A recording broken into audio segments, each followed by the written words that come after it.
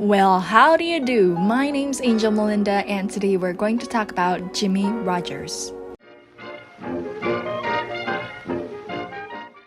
1,000 miles away from home, sleeping in the rain. As you can see, Jimmie Rodgers, or James Charles Rodgers, is a country singer, born on the 8th of September 1897 in Mississippi, Meridian. Rodgers was the son of a railroad section foreman but was attracted to show business. He was known professionally as a singing brakeman and America's Blue Yodeler. He was the first performer inducted into the Country Music Hall of Fame.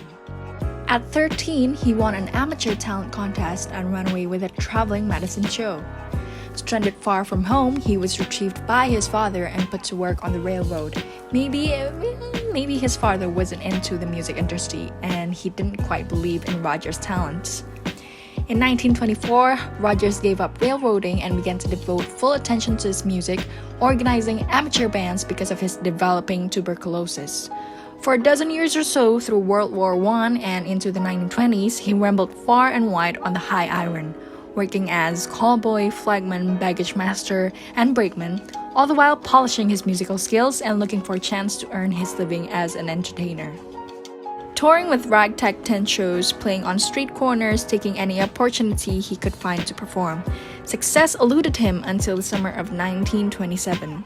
Then he heard that Ralph Peer, an agent of the Victor Talking Machine Company, was making field recordings in Bristol, not far away. Sadly, he was deserted by the band due to billing and various reasons. Rodgers finally persuaded Peer to let him record alone without his band, accompanied only by his own guitar. In the ensuing 5 years, he traveled to Victor studios in numerous cities across the nation, including New York and Hollywood, eventually recording 110 titles, including such classics as Waiting for a Train, Daddy and Home, In the Jailhouse Now, Frankie and Johnny, My Little Lady, and the series of 12 sequels to Blue Yodel, for which he was most famous. One of the first white stars to work with black musicians, Rodgers also recorded with the fine St. Louis bluesman Clifford Gibson. Now, talking about his impact on American pop, there's a whole bunch of it.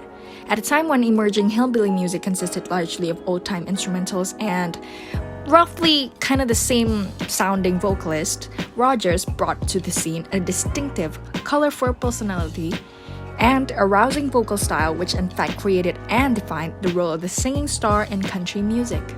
In influencing rock and roll, his yodel has come down to us as the seminal influence, the touchstone, you might say, where it all began.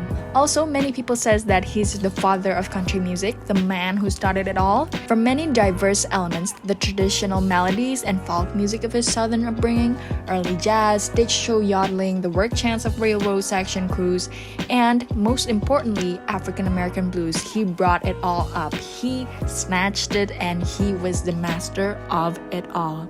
Whether singing tales of the railroad, celebrating the West, bringing the blues around to a new folk form, or touching on more pop elements. That's Jimmie Rodgers for you. Gene Autry, Ernest Tubb, Hank Snow, Lefty Frizzle, Bill Monroe, Johnny Cash, Dolly Parton, and many more are only a few of the dozens of stars who have acknowledged the impact of Jimmie Rodgers' music on their careers. Rodgers' career reached its high point during the years 1928 to 1932. Through the spring of 1933, he tried, with little success, to book personal appearances. In May, he went to New York to fulfill his contract with RCA Victor for 12 more recordings.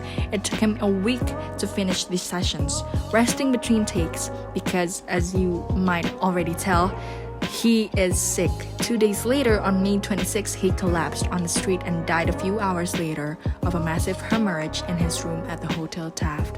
Rodgers' failing health made it impossible for him to pursue the movie projects and international tours he had planned. That's all for today's video. Thank you so much for watching and goodbye!